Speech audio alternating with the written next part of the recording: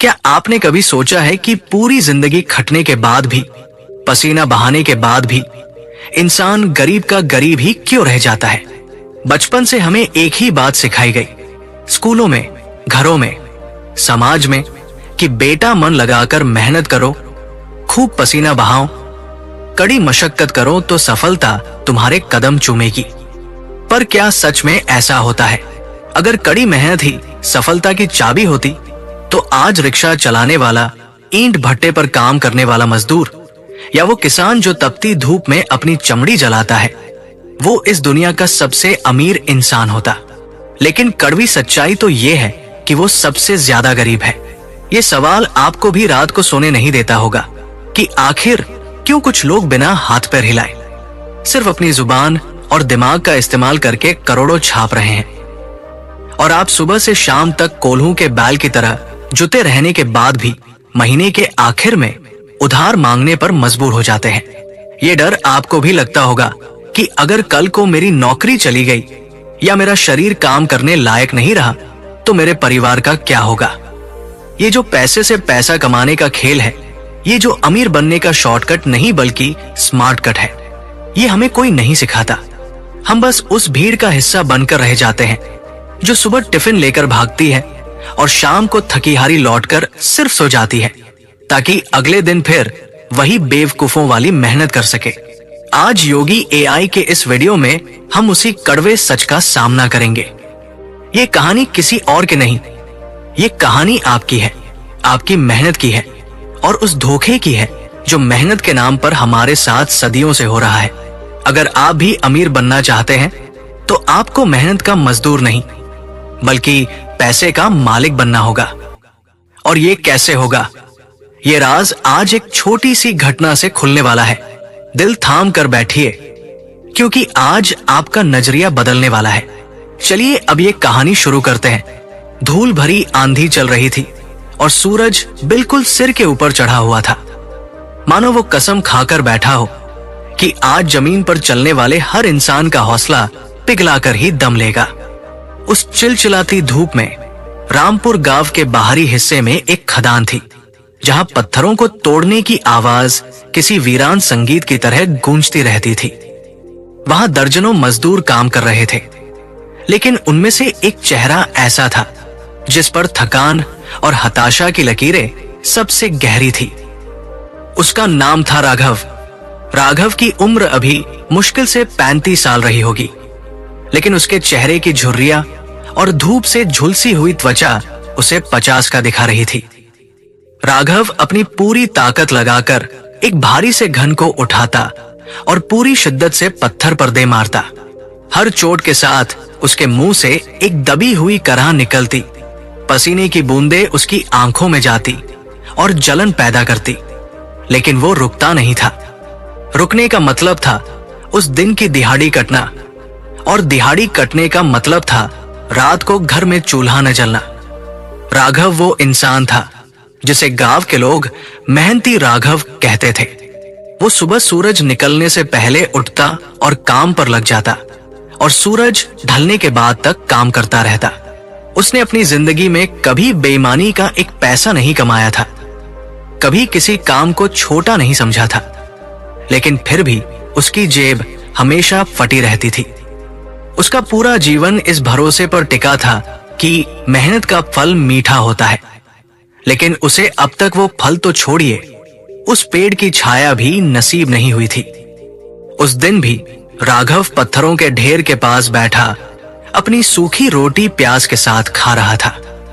उसके हाथ पत्थरों की धूल से सने हुए थे और हथेलियों पर इतने छाले थे कि अब उसे दर्द का एहसास भी नहीं होता था। तभी वहां से एक बड़ी सी कार गुजरी। कार के पहियों से उड़ी धूल राघव की रोटी पर आ गिरी। उसने जल्दी से रोटी झाड़ी और कार की तरफ देखा। वो कार सेठ गिरधारी लाल की थी। गिरधारी लाल उसी खदान का मालिक था। कार का शीशा नीचे उतरा और अंदर से ठंडी ऐसी की हवा का झोंका बाहर आया, जिसे महसूस करके राघव को एक पल के लिए जन्नत का एहसास हुआ। लेकिन अगले ही पल उसे अपनी कड़वी हकीकत याद आ गई। सेठ गिरधारी लाल ने अपनी रेशमी कुर्ते की बाह ऊपर चढ़ाई और हाथ में पहनी सोने की अंगूठियां नचाते हुए अपने मुनीम से कुछ कह रहा था। राघव ने देखा कि सेठ गिरधारी न तो पत्थर तोड़ता है, न ही धूप में खड़ा होता है, न ही उसे पसीना आता है। वो तो शायद जानता भी नहीं होगा कि जिस पत्थर को बेचकर वो लाखों कमा रहा है, उसे तोड़ने में कितना वजन लगता है। फिर भी सेठ अमीर था और राघव गरीब। राघव के मन में एक अजीब सी टीस उठी। ये जलन नहीं थी, ये एक गहरा सवाल था। वो सोचने लगा कि भगवान, ये कैसा न्याय है? मैं अपने शरीर का कतरा कतरा गला देता हूं, फिर भी 2 वक्त की रोटी के लिए संघर्ष करता हूं, और ये सेठ सिर्फ कुर्सी पर बैठकर हुक्म चलाता है और इसकी तिजोरियां भरती जाती है। क्या मेरी मेहनत में कोई कमी है, या फिर मेहनत की कोई कीमत ही नहीं है? राघव ने अपनी बची हुई रोटी को कपड़े में लपेटा और पानी पीकर फिर से काम पर लग गया। लेकिन आज उसका मन काम में नहीं लग रहा था। उसके दिमाग में बार बार वही दृश्य घूम रहा था, सेठ की चमकती हुई कार और अपनी धूल से सनी हुई जिंदगी। शाम होते होते राघव का शरीर जवाब देने लगा था, लेकिन उसने हार नहीं मानी। उसे याद आया कि आज उसकी बेटी गुड़िया की स्कूल की फीस भरनी है। अगर आज पूरे पैसे नहीं मिले तो मास्टर जी उसे क्लास से बाहर निकाल देंगे। इस डर ने उसके थके हुए हाथों में फिर से जान डाल दी। उसने तय किया कि आज वो 1 घंटा ज्यादा काम करेगा ताकि कुछ एक्स्ट्रा पैसे बन सके। खदान के बाकी मजदूर अपना सामान समेट कर जाने लगे थे। उनके चेहरों पर घर जाने की खुशी थी, भले ही घर में कितनी ही गरीबी क्यों न हो। राघव का साथी भीमा उसके पास आया और कंधे पर हाथ रखकर बोला, बस कर राघव, अंधेरा होने वाला है। शरीर है, मशीन नहीं। कल कर लेना बाकी काम। राघव ने बिना पीछे देखे जवाब दिया, तू जा भीमा, मुझे गुड़िया की फीस के लिए थोड़े और पैसे चाहिए। मुनीम जी ने कहा है कि अगर आज ज्यादा पत्थर तोड़े तो वो बोनस देंगे। भीमा ने एक गहरी सांस ली, उसे तरस भरी निगाहों से देखा और सिर हिलाते हुए वहां से चला गया। अब पूरी खदान में सन्नाटा था। सिर्फ राघव के घन की आवाज गूंज रही थी, ठक ठक ठक। ये आवाज सिर्फ पत्थर टूटने की नहीं थी, ये आवाज एक पिता के सपनों के टूटने और फिर से जुड़ने की थी। काफी देर बाद जब चांद आसमान में निकल आया, राघव ने अपना घन नीचे रखा। उसकी कमर सीधी नहीं हो रही थी। वो लड़खड़ाते कदमों से मुनीम के केबिन की तरफ गया। मुनीम जी अपनी बही खाता समेट रहे थे। राघव ने अपनी मैली कुचैली पगड़ी उतारी और हाथ जोड़कर खड़ा हो गया। मुनीम ने चश्मे के ऊपर से उसे देखा और रूखे स्वर में बोला, अरे राघव, तू अभी तक गया नहीं? क्या इरादा है, यही सोएगा क्या आज? राघव ने धीरे से कहा, नहीं मालिक, वो आपने कहा था न कि ज्यादा माल तैयार करूंगा तो थोड़ा ऊपर से मिल जाएगा। बस उसी आस में रुका था। गुड़िया की फीस। मुनीम जोर से हंसा। उसकी हंसी में एक क्रूरता थी जो राघव के दिल को चीर गई। मुनीम बोला, अरे ओ मेहनत के पुजारी, मैंने मजाक किया था। दिहाड़ी का रेट तो फिक्स है, चाहे तू दिन में काम कर या रात में। ज्यादा काम किया तो वो तेरी मर्जी, इसमें मेरा क्या फायदा? चल ये ले अपनी आज की दिहाड़ी और निकल यहां से। मुनीम ने कुछ नोट राघव के हाथ पर पटक दिए। राघव उन नोटों को देखता रह गया। उसने जितनी मेहनत की थी, ये पैसे उसके आधे भी नहीं थे। उसका खून खौल उठा। मन किया कि चिल्लाकर कहे कि तुमने वादा किया था, लेकिन वो जानता था कि गरीब का गुस्सा उसकी रही सी रोटी भी छीन लेता है। उसने चुपचाप पैसे उठाए, माथे से लगाया और अंधेरे रास्ते पर घर की तरफ चल पड़ा। रास्ते में चलते चलते राघव की आंखों से आंसू बह रहे थे। वो अपनी किस्मत को कोस रहा था। वो सोच रहा था कि आखिर गलती कहाँ है? मैं शराब नहीं पीता, जुआ नहीं खेलता, किसी का बुरा नहीं करता, बस काम काम और काम करता हूं। फिर भी लक्ष्मी मुझसे रूठी क्यों है? क्या ईमानदारी का इनाम यही है कि इंसान घुट घुट कर जिए? चलते चलते वो गांव के पुराने बरगद के पेड़ के पास पहुंचा। वहां एक चबूतरा बना हुआ था। राघव इतना थक चुका था कि उसे लगा अब एक कदम भी आगे नहीं बढ़ा जा सकेगा। वो उसी चबूतरे पर बैठ गया। रात के सन्नाटे में झिंगुरों की आवाज आ रही थी। वो आसमान की तरफ देखकर बड़बड़ाने लगा, हे ऊपर वाले, तूने मुझे हाथ पैर तो दिए, पर किस्मत शायद लिखना भूल गया। अगर अमीर बनने के लिए सिर्फ मेहनत चाहिए होती तो आज मैं महलों में होता। जरूर कोई ऐसा राज है जो मुझे नहीं पता, जरूर कोई ऐसा रास्ता है जो सेठ गिरधारी जैसे लोगों को पता है और हम गरीबों से छुपाया गया है। वो अपनी ही धुन में खोया हुआ था। उसे पता ही नहीं चला कि कब उसकी आंख लग गई। उसकी थकान उस पर हावी हो गई थी और वो वही चबूतरे पर लुढ़क गया। उस रात राघव को एक सपना आया। सपने में उसने देखा कि वो एक अंतहीन सीढ़ी चढ़ रहा है। सीढ़ी के ऊपर उसे सोने के सिक्कों का ढेर दिखाई दे रहा है। वो दौड़ रहा है, भांप रहा है, चढ़ता जा रहा है, लेकिन जैसे ही वो ऊपर पहुंचने वाला होता है, सीढ़ी और लंबी हो जाती है। वो जितना तेज भागता है, मंजिल उतनी ही दूर होती जाती है। नीचे से लोग उसे आवाज दे रहे हैं, रुक जा राघव, गिर जाओगे। लेकिन वो रुकता नहीं। तभी अचानक सीढ़ी टूट जाती है और वो नीचे गहरी खाई में गिरने लगता है। गिरने के उस डर से राघव की नींद अचानक खुल गई। वो हड़बड़ा कर उठ बैठा। उसका पसीना छूट रहा था और दिल जोर जोर से धड़क रहा था। उसने इधर उधर देखा। रात अभी बाकी थी। वो बरगद के पेड़ के नीचे ही था। उसे लगा कि ये सपना शायद उसकी जिंदगी की हकीकत बता रहा था, कि वो एक ऐसी दौड़ में भाग रहा है जिसका कोई अंत नहीं है। उसे प्यास लगी थी। पास ही में एक छोटा सा हैंडपंप था। वो उठकर वहां गया और जी भरकर पानी पिया। ठंडे पानी ने उसके दिमाग को थोड़ा शांत किया। वापस चबूतरे पर आकर वो बैठा ही था कि उसकी नजर ऊपर पेड़ की डाल पर पड़ी। अंधेरे में उसे कुछ चमकता हुआ दिखाई दिया। उसने ध्यान से देखा तो पाया कि वो कोई जानवर या पक्षी नहीं, बल्कि शायद ओस की बूंदें थी जो चांद की रोशनी में चमक रही थी। लेकिन तभी उसे एक आवाज सुनाई दी। ये आवाज किसी इंसान की नहीं थी, लेकिन शब्द बिल्कुल इंसानों वाले थे।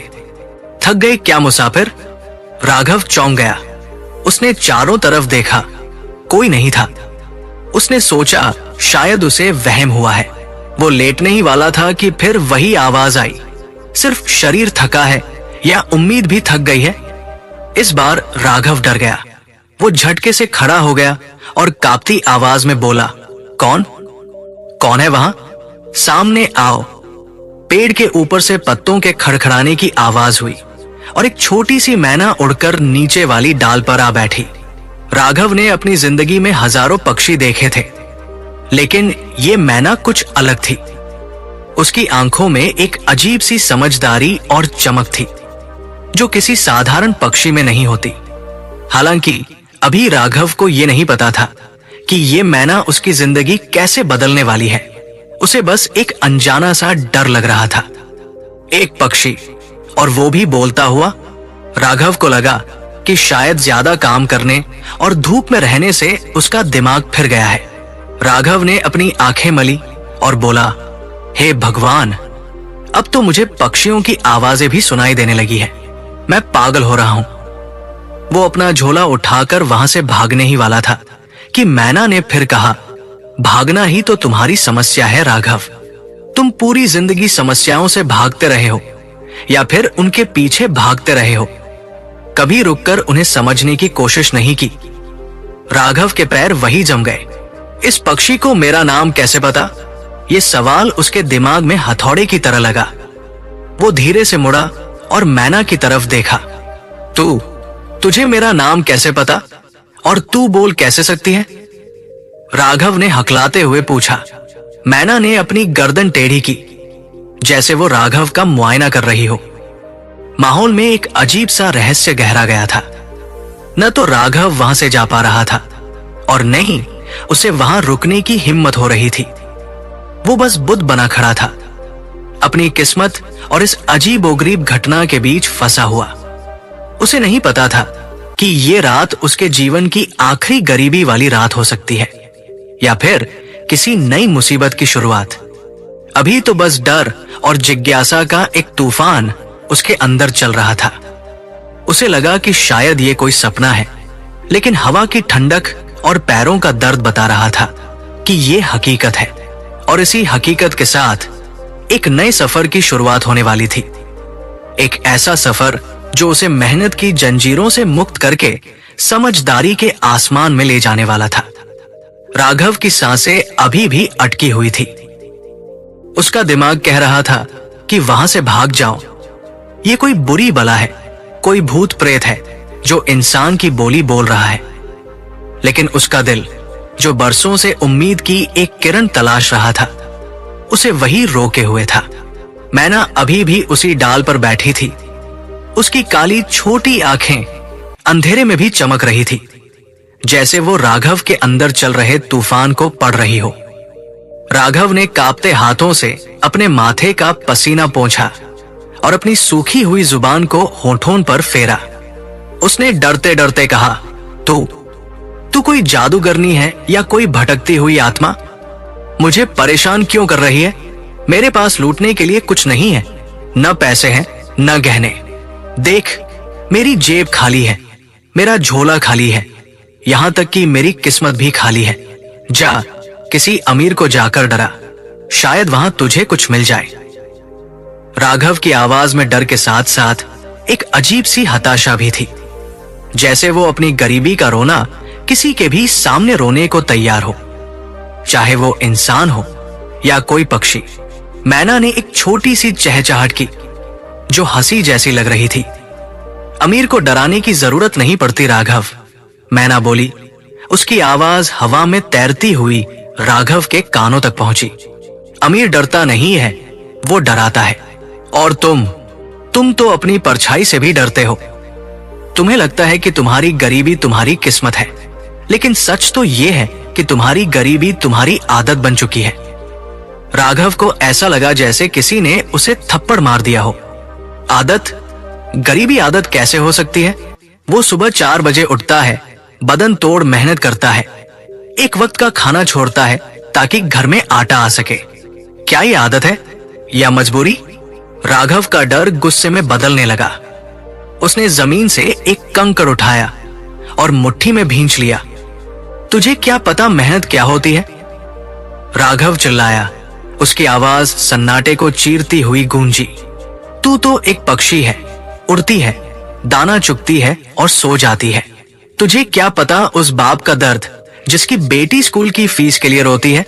तुझे क्या पता उस पति का दर्द जिसकी बीवी के पास त्योहार पर पहनने के लिए एक नई साड़ी नहीं होती? आदत नहीं है मेरी, श्राप है ये, श्राप। राघव का गला भराया। वो वही घुटनों के बल बैठ गया और अपना चेहरा हाथों में छिपा लिया। उसे लगा कि अब वो मैना उड़ जाएगी या शायद गायब हो जाएगी, लेकिन ऐसा कुछ नहीं हुआ। थोड़ी देर की खामोशी के बाद मैना नीचे उतरी और चबूतरे के एक कोने पर आ बैठी, राघव से बस कुछ ही दूरी पर। यही तो दिक्कत है राघव, मैना ने बहुत ही शांत स्वर में कहा। तुम अपनी मेहनत को अपना धर्म मानते हो, अपनी पूजा मानते हो। तुम्हें लगता है कि पसीना बहाना ही महानता है, लेकिन जरा सोचो, उस गधे को क्या मिलता है जो दिन भर बोझाड़ होता है? 2 वक्त का चारा और मालिक के डंडे। और उस घोड़े को क्या मिलता है जो रेस में दौड़ता है? करोड़ों की कीमत, शाही देखभाल और शान। दोनों जानवर हैं, दोनों मेहनत करते हैं, लेकिन फर्क सिर्फ मेहनत का नहीं, फर्क उस मेहनत की दिशा का है। राघव ने धीरे से सिर उठाया। उसकी आंखों में आंसू थे, लेकिन मैना की बातें उसके दिमाग के किसी बंद दरवाजे पर दस्तक दे रही थी। गधा और घोड़ा, ये उदाहरण सीधा और सरल था, लेकिन चोट बहुत गहरी कर रहा था।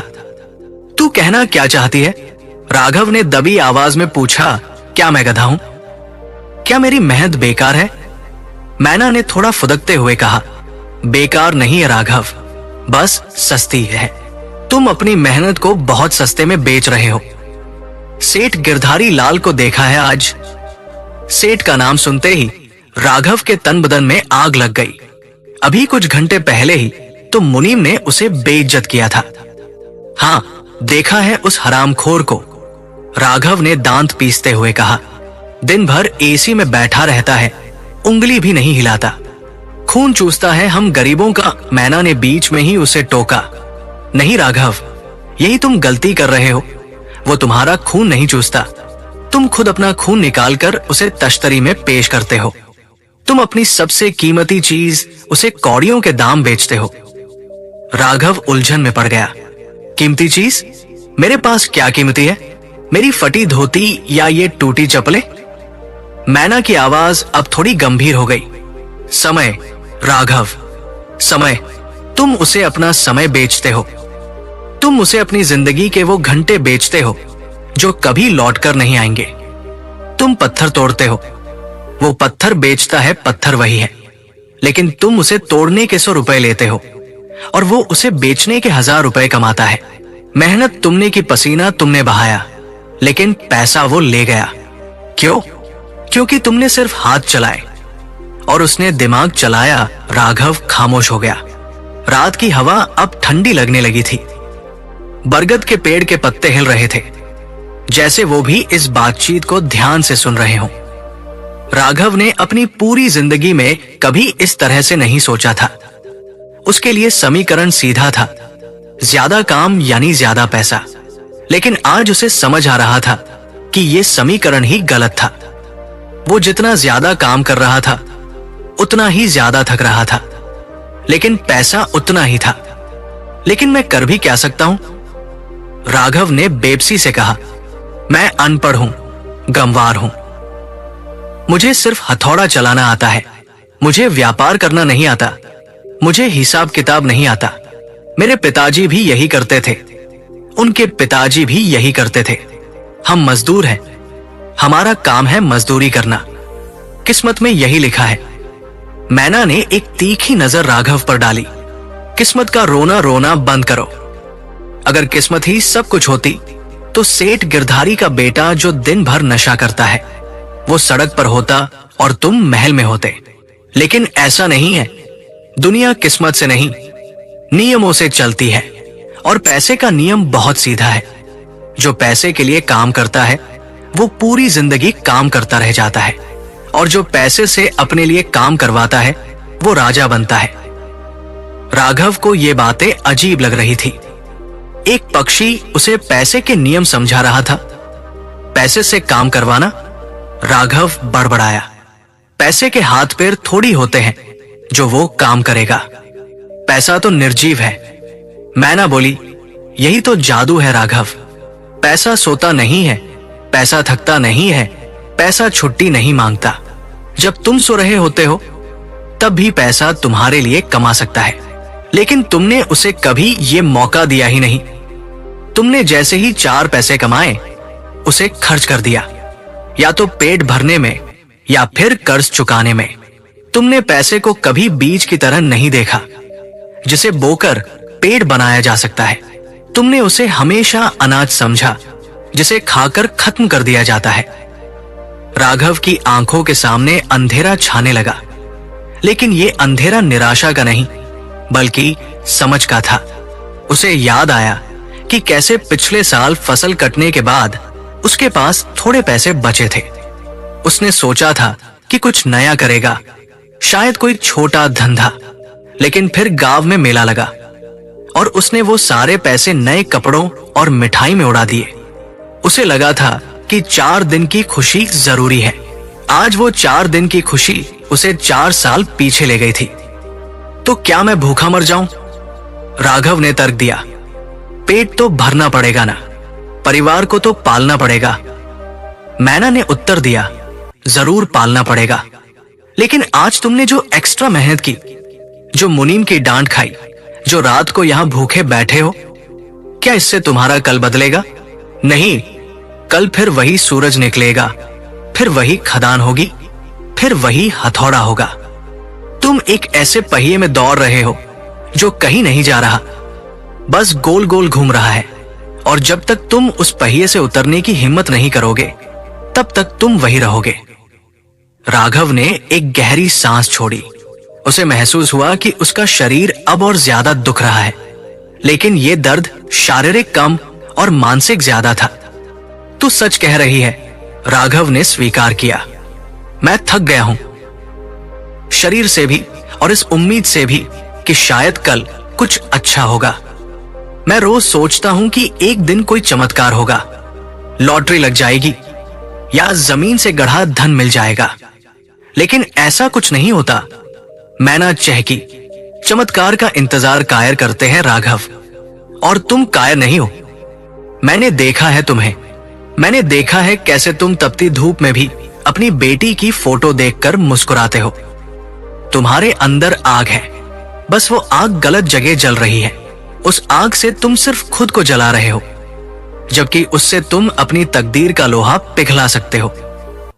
राघव को लगा जैसे किसी ने उसके अंदर की सोई हुई ताकत को जगा दिया हो। मेरी बेटी, राघव फुसफुसाया। गुड़िया, वो बहुत होशियार है, वो डॉक्टर बनना चाहती है, लेकिन मेरे जैसे बाप के साथ उसका सपना भी शायद पत्थरों के नीचे दब जाएगा। राघव की आवाज टूट गई। एक पिता की सबसे बड़ी हार यही होती है कि वो अपने बच्चों के सपनों का बोझ न उठा सके। मैना ने थोड़ा नजदीक आकर कहा, उसका सपना नहीं दबेगा राघव, अगर तुम आज एक फैसला कर लो। अगर तुम आज ये मान लो कि जो तरीका तुम अब तक अपना रहे थे वो गलत था। अगर तुम सीखने को तैयार हो, बदलने को तैयार हो। मैं तैयार हूं, राघव ने तुरंत कहा। उसकी आंखों में एक नई चमक थी। मैं कुछ भी करने को तैयार हूं, मुझे बस रास्ता दिखा दे। मुझे बता कि मैं क्या करूं। क्या मैं खदान छोड़ दूं? क्या मैं चोरी करना शुरू कर दूं? क्या मैं सेठ को मार डालूं? मैना ने जोर से सिर हिलाया। नहीं नहीं, मूर्खता मत करो। अमीर बनने के लिए अपराधी बनने की जरूरत नहीं है, बल्कि स्मार्ट बनने की जरूरत है। खदान छोड़ने से कुछ नहीं होगा, क्योंकि तुम दूसरी जगह जाकर भी मजदूरी ही करोगे। समस्या जगह में नहीं, तुम्हारी सोच में है। तुम्हें वो सीखना होगा जो स्कूलों में नहीं पढ़ाया जाता, जो तुम्हारे माँ बाप ने तुम्हें नहीं सिखाया, और जो सेठ गिरधारी कभी नहीं चाहेगा कि तुम्हें पता चले। राघव अब पूरी तरह से मैना की बातों में खो चुका था। उसकी भूख, प्यास, थकान सब गायब हो गई थी। उसके सामने एक नई दुनिया का दरवाजा खुलने वाला था। मुझे सिखा, राघव ने विनती की। मुझे वो राज बता। मैं वादा करता हूं, मैं मेहनत करूंगा। नहीं, मतलब मैं स्मार्ट बनूंगा। मैं जो तू कहेगी वो करूंगा।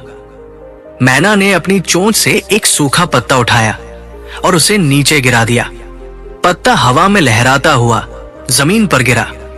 सबसे पहले तो ये शब्द अपनी डिक्शनरी से निकाल दो कि मैं गरीब हूं। तुम गरीब नहीं हो, तुम बस अभी तक अमीर बनने का खेल नहीं जानते, और ये खेल बहुत आसान है, बस इसके नियम थोड़े कड़े हैं। क्या तुम सुनने के लिए तैयार हो? क्योंकि जो मैं अब बताने जा रही हूं वो तुम्हें रातों रात अमीर नहीं बनाएगा, लेकिन एक दिन ऐसा जरूर लाएगा जब तुम्हें पैसे के लिए काम नहीं करना पड़ेगा। राघव ने हामी में सिर हिलाया। उसने चौकड़ी मारकर बैठना ठीक समझा। बरगद के पेड़ के नीचे घने अंधेरे में एक मजदूर और एक पक्षी के बीच वो संवाद शुरू होने वाला था जो शायद सदियों से इंसान ढूंढ रहा है। राघव, मैना ने शुरू किया, तुम्हारी सबसे बड़ी दुश्मन तुम्हारी जेब नहीं, तुम्हारा डर है। वो डर जो तुम्हें जोखिम लेने से रोकता है। सेठ गिरधारी के पास पैसा है, इसलिए वो रिस्क लेता है, तुम सोचते हो, लेकिन सच ये है कि उसने रिस्क लिया, इसलिए उसके पास पैसा है। तुमने अपनी सुरक्षा के लिए मेहनत चुनी, उसने अपनी आजादी के लिए जोखिम चुना। तुम्हारे पास जो थोड़े से पैसे मुनीम ने फेंके थे वो कहां हैं? राघव ने अपनी जेब टटोली और वो मुड़े तोड़े नोट निकाले। ये रहे, बमुश्किल 100 रुपए हैं। इनसे क्या होगा? इनसे तो 2 दिन का राशन भी ठीक से नहीं आएगा। मैना ने उन नोटों को देखा। यही तुम्हारी परीक्षा है। एक गरीब आदमी इन 100 रुपयों को देखेगा और सोचेगा कि इससे क्या खरीदा जा सकता है, आटा, दाल या सब्जी। एक अमीर आदमी इन 100 रुपयों को देखेगा और सोचेगा कि इन्हें कैसे बढ़ाया जा सकता है, इन्हें कैसे 200 बनाया जा सकता है। राघव हैरान था। 100 के 200, जुआ खेलकर, सट्टा लगाकर? मैना ने फिर से उसे टोका, नहीं, निवेश करके। लेकिन निवेश सिर्फ पैसों का नहीं होता राघव। सबसे बड़ा निवेश होता है खुद पर, अपनी जानकारी पर। क्या तुम्हें पता है कि शहर में जिस पत्थर को तुम तोड़ते हो, उसकी मूर्ति बनाकर बेचने वाला कलाकार उस पत्थर का कितना दाम लेता है? राघव ने नाम में सिर हिलाया। तुम्हारे तोड़े हुए पत्थर की कीमत शायद 10 रुपए होगी, लेकिन जब एक कलाकार उसे तराश कर मूर्ति बनाता है तो वही पत्थर 10,000 का बिकता है। पत्थर वही है, लेकिन वैल्यू बदल गई। तुमने मेहनत की पत्थर तोड़ने में, उसने मेहनत की पत्थर को रूप देने में। तुम्हें अपनी वैल्यू बढ़ानी होगी राघव। जब तक तुम मजदूर रहोगे, मजदूरी मिलेगी। जिस दिन तुम कलाकार, व्यापारी या मालिक बन जाओगे, उस दिन कीमत तुम तय करोगे, मुनीम नहीं। राघव का दिमाग तेजी से दौड़ने लगा। वो उन पत्थरों के बारे में सोचने लगा जो उसने आज तोड़े थे। वो उन मूर्तियों के बारे में सोचने लगा जो उसने मंदिर में देखी थी। बात तो सच थी, लेकिन मैं मूर्ति बनाना नहीं जानता, राघव ने मासूमियत से कहा। मुझे कोई हुनर नहीं आता। मैना बोली, हुनर सीखा जा सकता है राघव। उम्र कोई भी हो, हालात कैसे भी हो, सीखना कभी बंद नहीं होना चाहिए। लेकिन उससे भी जरूरी है पैसे का प्रवाह समझना। तुम पानी को मुट्ठी में पकड़ने की कोशिश कर रहे हो, वो फिसलेगा ही। तुम्हें बाल्टी बनानी होगी। तुम्हें एक ऐसा सिस्टम बनाना होगा जहां पैसा आए और रुके नहीं, बल्कि और पैसा खींच कर लाए। रात गहराती जा रही थी, लेकिन राघव की आंखों में नींद का नामो निशान नहीं था। उसे ऐसा लग रहा था जैसे वो पहली बार जाग रहा है। तो मुझे क्या करना चाहिए? राघव ने पूछा। अब उसकी आवाज में आत्मविश्वास झलक रहा था। कल सुबह जब तुम उठोगे, मैना ने निर्देश दिया, तो काम पर मत जाना। राघव चौंक गया। काम पर न जाऊं तो खाऊंगा क्या? मुनीम नौकरी से निकाल देगा। मैना की आंखों में एक सख्ती आ गई। यही डर राघव, यही डर तुम्हें बांधे हुए है। अगर तुम कल भी वही करोगे जो आज तक करते आए हो, तो तुम्हें वही मिलेगा जो आज तक मिलता आया है। कुछ अलग पाने के लिए कुछ अलग करना पड़ेगा। कल तुम काम पर नहीं जाओगे, कल तुम शहर जाओगे। शहर? राघव हड़बड़ाया। शहर उसके लिए एक डरावनी जगह थी। भीड़, शोर और अनजान लोग।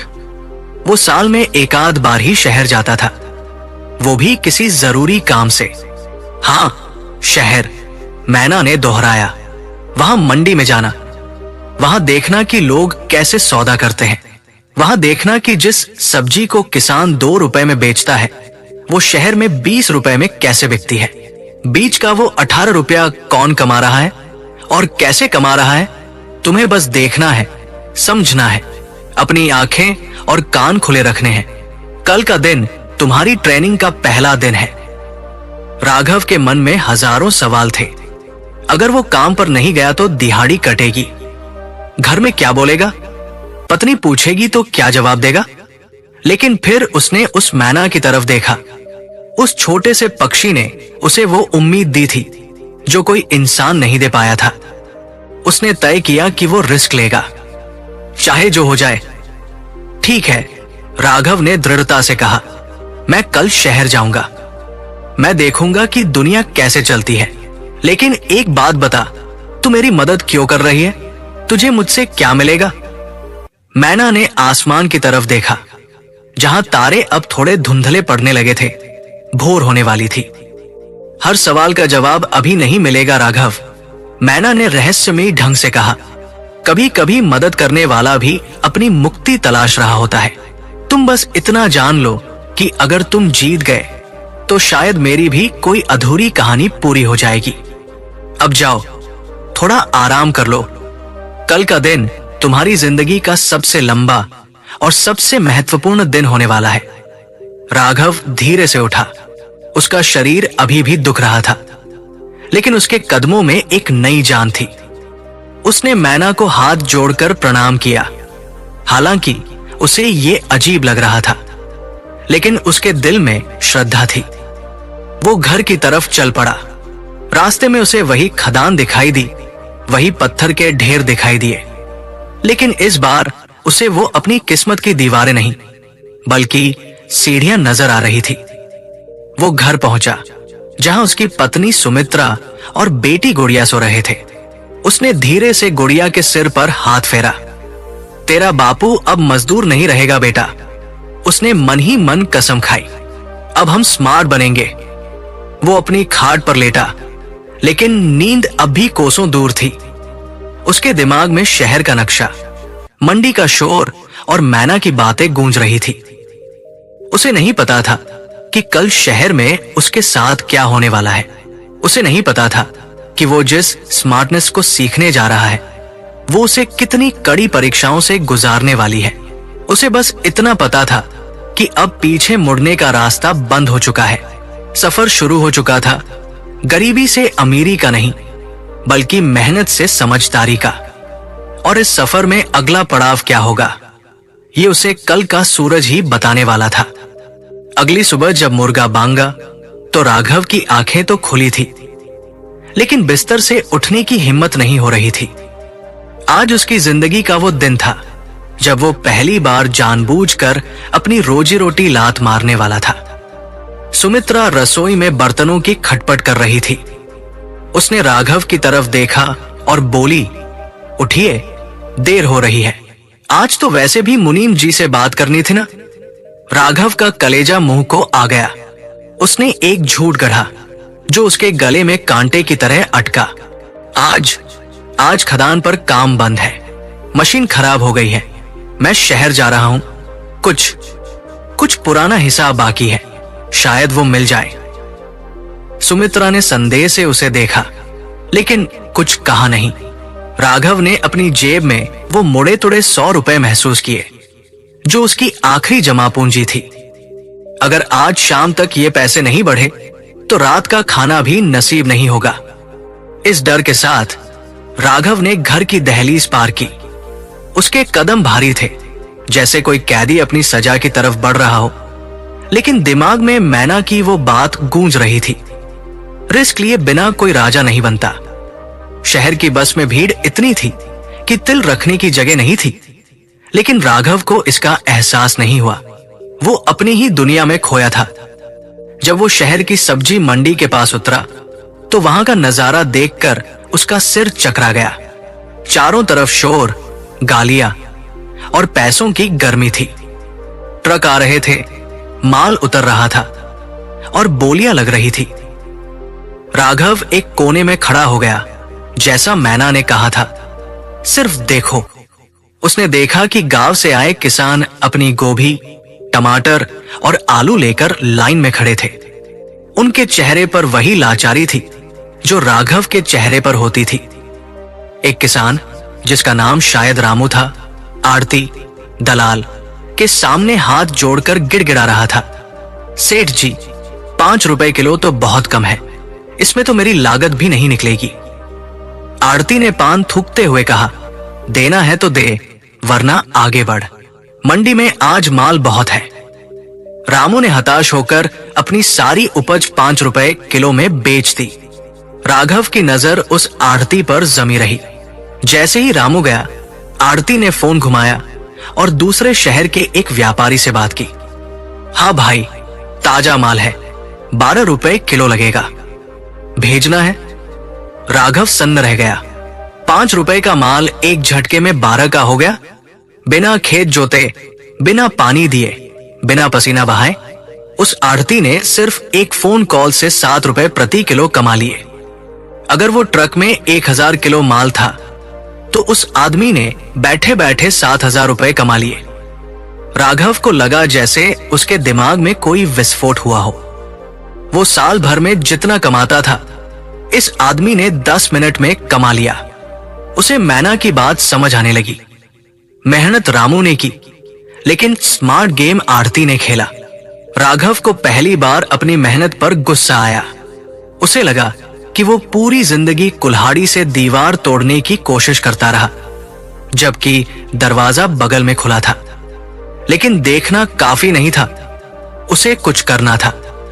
उसके पास करोड़ों का माल खरीदने की औकात नहीं थी। उसके पास सिर्फ 100 रुपए थे। वो मंडी में घूमता रहा, ये सोचकर कि इस 100 रुपए का वो क्या करे। तभी उसकी नजर मंडी के बाहर बैठे एक बूढ़े आदमी पर पड़ी, जो टोकरी में ताजे नींबू लेकर बैठा था। वो जल्दबाजी में लग रहा था। राघव उसके पास गया। बूढ़े ने कहा, बाबूजी, ले लो, घर जाना है, बेटे की तबीयत खराब है, पूरी टोकरी 80 रुपए में दे दूंगा। राघव ने देखा, नींबू अच्छे थे, ताजे और रसीले। मंडी के अंदर नींबू का भाव महंगा था।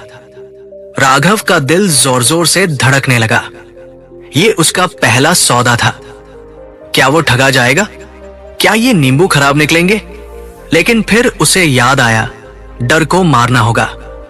उसने कांपते हाथों से 80 रुपए निकाले और बूढ़े को दे दिए। अब राघव की जेब में सिर्फ 20 रुपए बचे थे और हाथ में नींबुओं की टोकरी। अब समस्या ये थी कि इन नींबुओं का करे क्या?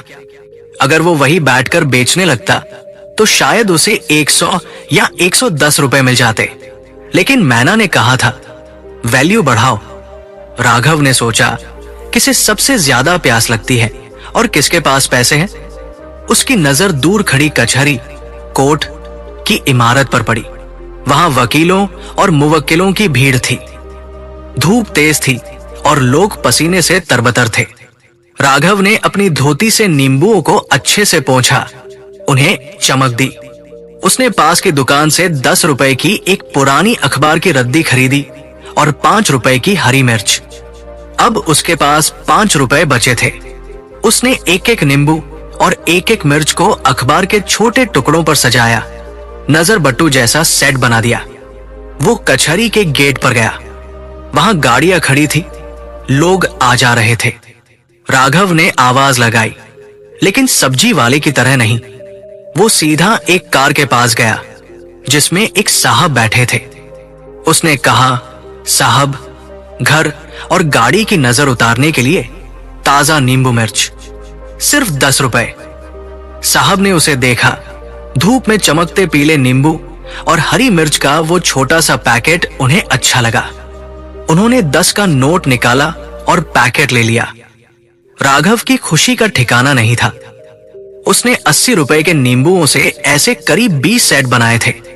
वो एक एक करके हर गाड़ी वाले, हर दुकान वाले के पास गया। दुकान की बरकत के लिए, बाबूजी, नई गाड़ी की सुरक्षा के लिए, सर।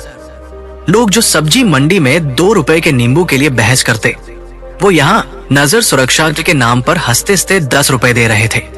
राघव को विश्वास नहीं हो रहा था। वो वही राघव था जो कल तक पत्थर तोड़ता था। आज वो लोगों के अंधविश्वास और जरूरत को स्मार्टली बेच रहा था। दोपहर के 2 बजते बजते उसकी टोकरी खाली हो चुकी थी। राघव एक पेड़ की छांव में बैठा और उसने अपनी जेब से सारे नोट निकाले। उसने गिनना शुरू किया, 10, 20, 50। कुल मिलाकर उसके पास 215 रुपए थे। उसने 100 रुपए लगाए थे। 80 के नींबू प्लस 10 की रद्दी प्लस 5 की मिर्च प्लस 5 किराया भाड़ा। उसकी जेब में 115 रुपए का शुद्ध मुनाफा था। ये दिहाड़ी से कम था जो उसे पत्थर तोड़ने पर मिलती। लेकिन फर्क ये था कि आज उसकी कमर नहीं टूटी थी। आज उसके हाथ में छाले नहीं पड़े थे। और सबसे बड़ी बात, ये काम उसने सिर्फ 3 घंटे में किया था। बाकी दिन अभी भी बचा था। राघव की आंखों में आंसू आ गए। ये खुशी पैसों की नहीं थी। ये खुशी उस ताले की चाबी मिल जाने की थी जो बरसों से बंद था। उसने सीखा कि चीज नहीं बिकती, चीज को पेश करने का तरीका बिकता है। उसने सीखा कि सही जगह और सही समय पर एक छोटी चीज की कीमत भी दुगनी हो सकती है। लेकिन जीत का ये नशा ज्यादा देर नहीं रहा। जब वो वापस बस स्टॉप की तरफ जा रहा था तो अचानक उसे सामने से मुनीम का एक आदमी आता दिखाई दिया। राघव का खून सूख गया। अगर उसने राघव को यहां मटर गश्ती करते देख लिया तो कल खदान में बवाल हो जाएगा। राघव ने झट से अपनी खाली टोकरी मुंह के सामने की और एक गली में मुड़ गया। उसका दिल तेज धड़क रहा था। वो अभी भी गरीब था और गरीब की सबसे बड़ी कमजोरी उसका डर होता है। वो गली सुनसान थी और वहां एक पुरानी चाय की टपरी थी। राघव वहां बैठ गया और एक चाय मंगवाई। चाय की चुस्की लेते हुए उसने सोचा, आज तो तुक्का लग गया, लेकिन क्या ये रोज हो सकता है? आज नींबू मिल गए, कल क्या बेचूंगा? और अगर किसी दिन माल नहीं बिका तो मेरे 100 रुपए भी डूब जाएंगे। तभी उसकी नजर टपरी पर रखे एक अखबार पर पड़ी। अखबार में एक खबर थी, आने वाले हफ्ते में शहर में भारी बारिश की संभावना।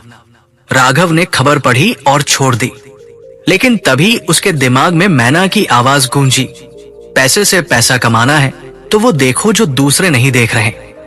राघव ने दोबारा अखबार उठाया। बारिश?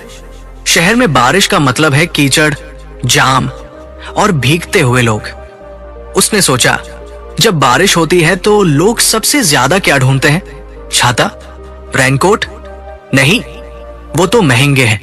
लोग ढूंढते हैं सिर छिपाने की जगह या फिर प्लास्टिक। वो प्लास्टिक जो उनके सामान को भीगने से बचा सके। राघव का दिमाग अब एक व्यापारी की तरह चलने लगा था। उसने अपनी चाय खत्म की और सोचा, मेरे पास 215 रुपए है। अगर मैं कल के लिए तैयारी आज ही कर लूं तो। शाम ढल रही थी। राघव गांव वापस पहुंचा। उसकी जेब में पैसे थे, लेकिन वो आज भी थका हुआ महसूस कर रहा था। शारीरिक नहीं, मानसिक थकान। दिमाग चलाना पत्थर तोड़ने से ज्यादा मुश्किल काम था। ये उसे आज समझ आ गया था। वो सीधा घर नहीं गया, वो बरगद के पेड़ के पास गया, उस उम्मीद में कि शायद मैना वहां होगी। वो अपनी जीत की कहानी उसे सुनाना चाहता था, लेकिन पेड़ खाली था, वहां सन्नाटा था। राघव को थोड़ी निराशा हुई। वो चबूतरे पर बैठा और अपने नोटों को बार बार गिनने लगा। तभी उसे लगा कि कोई उसे देख रहा है। उसने पीछे मुड़कर देखा। अंधेरे में 2 चमकती आंखें थी।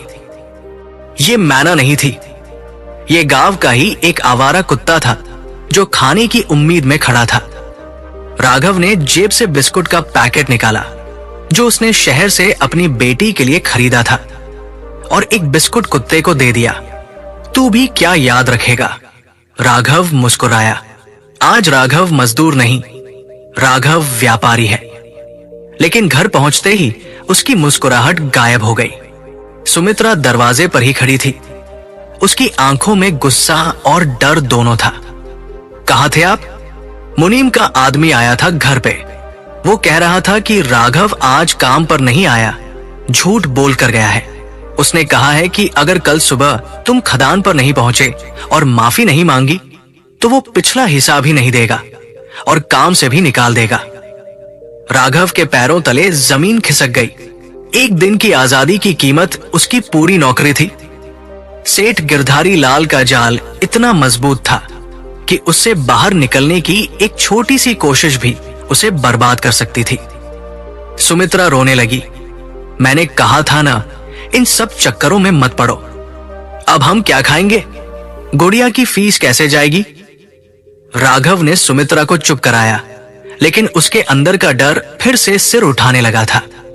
215 रुपए की खुशी नौकरी जाने के डर के सामने फीकी पड़ गई। वो रात भर करवटें बदलता रहा। एक तरफ वो आजादी थी जिसका स्वाद उसने आज चखा था, और दूसरी तरफ वो गुलामी थी जो उसका पेट भरती थी। सुबह होने में कुछ ही घंटे बाकी थे और राघव को फैसला करना था। क्या वो वापस जाकर मुनीम के पैरों में गिरकर माफी मांगे और फिर से पत्थर तोड़े, या फिर इस नए, अनजान और जोखिम भरे रास्ते पर आगे बढ़े जहां अगला कदम कहां पड़ेगा? कुछ पता नहीं।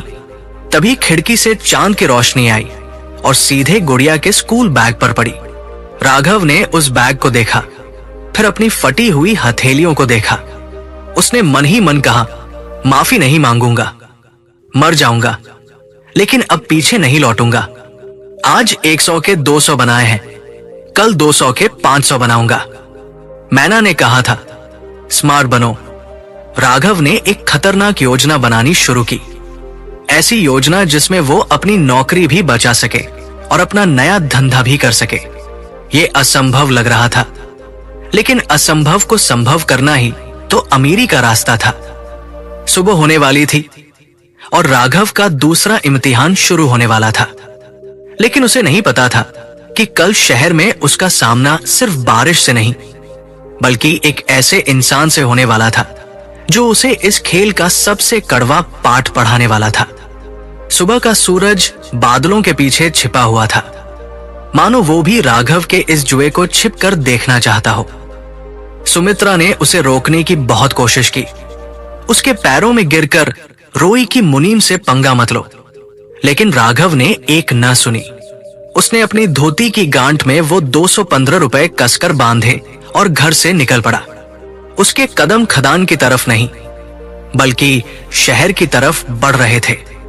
रास्ते में उसे खदान के मजदूर मिले जो सिर झुकाए अपनी गुलामी की हाजिरी लगाने जा रहे थे। भीमा ने उसे आवाज दी, अरे राघव, रास्ता भूल गया क्या? खदान उधर है। राघव ने पलटकर देखा और बस इतना कहा, रास्ता भूला नहीं हूं भीमा, रास्ता बदल लिया है। भीमा को कुछ समझ नहीं आया, लेकिन राघव की चाल में जो तेजी थी वो उसने पहले कभी नहीं देखी थी। शहर पहुंचते पहुंचते आसमान का रंग गहरा काला हो चुका था। हवाओं में वो नमी थी जो बता रही थी कि बारिश बस होने ही वाली है। राघव सीधा थोक बाजार, होलसेल मार्केट की उस गली में गया जहां पैकिंग का सामान मिलता था। दुकानदार ने उसे ऊपर से नीचे तक देखा। फटे कपड़े, धूल भरा चेहरा। क्या चाहिए? उसने रूखेपन से पूछा। राघव ने आत्मविश्वास के साथ कहा, प्लास्टिक चाहिए, वो नीली वाली पन्नी जो छतों पर डालते हैं, लेकिन कटी हुई नहीं, पूरा रोल चाहिए। दुकानदार ने हंसते हुए कहा, रोल खरीदने की औकात है तेरी? 200 रुपए का आएगा, और वो भी सबसे हल्का वाला। राघव ने तुरंत अपनी जेब से नोट निकालकर मेज पर रख दिए। दुकानदार की हंसी रुक गई। उसने पैसे गिने और एक प्लास्टिक का बड़ा रोल राघव की तरफ सरका दिया। राघव ने उसे उठाया। वो भारी था, लेकिन खदान के पत्थरों से हल्का था। अब राघव के पास माल था और मौसम उसके साथ था। वो दौड़ता हुआ मुख्य बाजार के बीचों बीच पहुंचा, जहां फुटपाथ पर सैकड़ों छोटे दुकानदार अपने कपड़े, जूते और मसाले सजाकर बैठे थे। ये वो लोग थे जिनके पास पक्की दुकान नहीं थी और बारिश इनका सबसे बड़ा दुश्मन थी। तभी, जैसा कि अखबार ने कहा था और मैना ने इशारा किया था, बादलों ने अपना मुंह खोल दिया। बारिश की मोटी मोटी बूंदें गिरने लगी। देखते ही देखते बाजार में भगदड़ मच गई। अरे माल भीग जाएगा, जल्दी समेटो, तिरपाल लाओ। चारों तरफ चीख पुकार मच गई। दुकानदार अपना सामान बचाने के लिए यहां वहां भाग रहे थे, लेकिन बारिश उन्हें कोई मौका नहीं दे रही थी। यही वो पल था जिसका राघव इंतजार कर रहा था। वो एक ऊंची जगह पर खड़ा हो गया और अपनी पूरी ताकत से चिल्लाया, सूखा प्लास्टिक, माल बचाओ, सिर्फ 50 रुपए में बड़ा टुकड़ा, माल बचाओ। उसकी आवाज किसी डूबते हुए को तिनके के सहारे जैसी लगी। एक मसाला बेचने वाला उसके पास दौड़ा, दे भाई, जल्दी दे, मेरी मिर्च खराब हो जाएगी।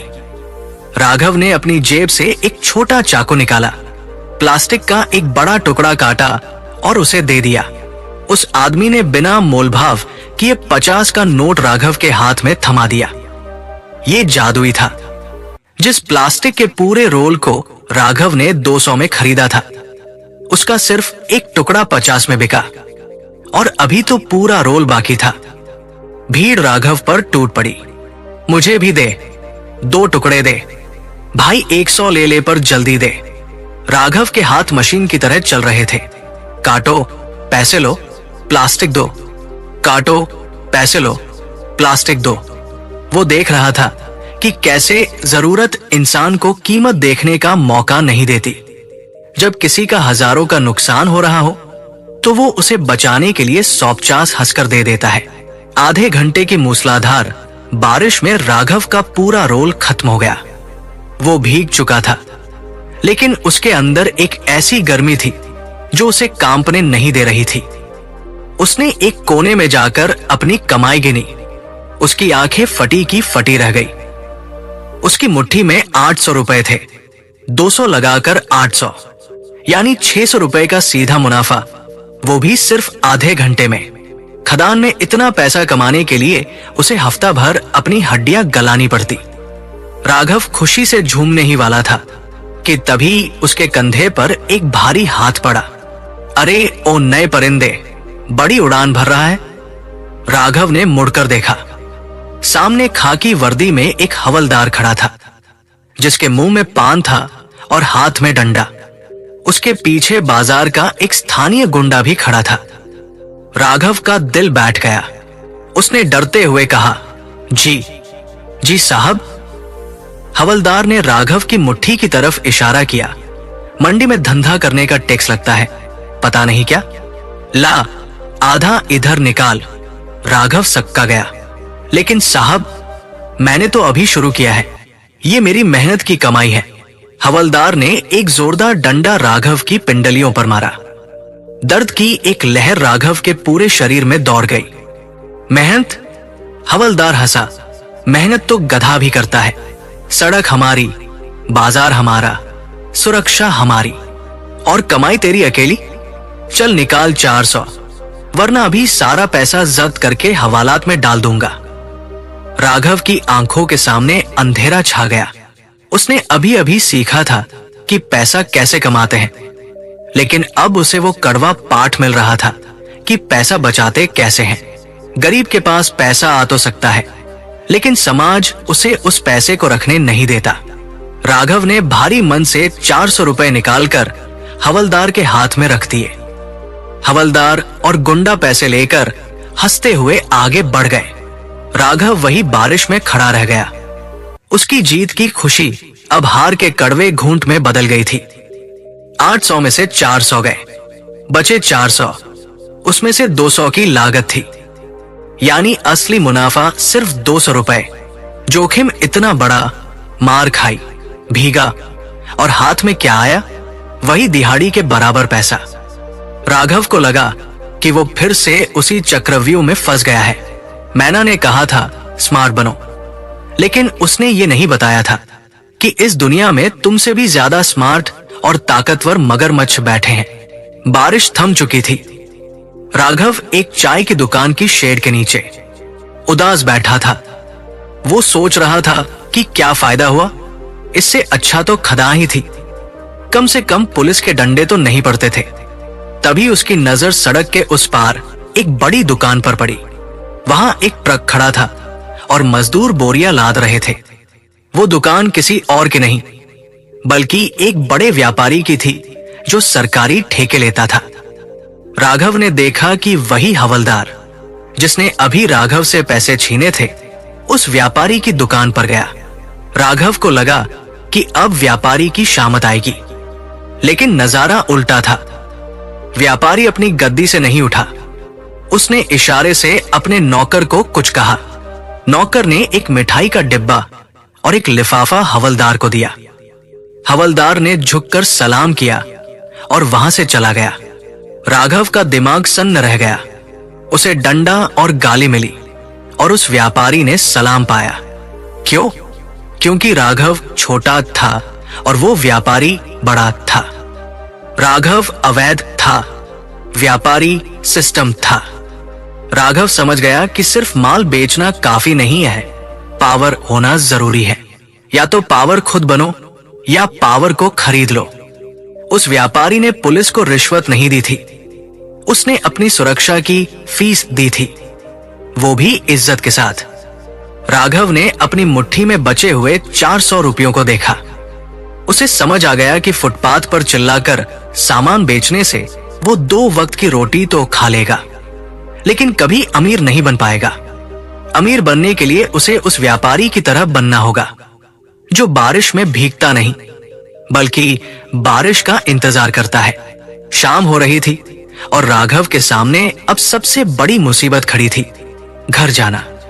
वो जानता था कि मुनीम ने जरूर उसके घर पर तांडव किया होगा, शायद उसे नौकरी से निकाल दिया गया हो। लेकिन अब राघव के अंदर का डर खत्म हो चुका था। आज उसने पुलिस का डंडा खाया था, लेकिन उसने ये भी देखा था कि 50 रुपए का प्लास्टिक कैसे बिकता है। उसने देखा था कि कैसे बाजार चलता है। उसने तय किया कि वो घर खाली हाथ नहीं जाएगा। उसने उन बचे हुए पैसों से कुछ ऐसा खरीदने का सोचा जो उसे कल फिर व्यापार करने का मौका दे। लेकिन क्या कल बारिश नहीं होगी? कल कुछ और होगा। उसे रोज कुआं खोदकर पानी पीने की आदत छोड़नी होगी।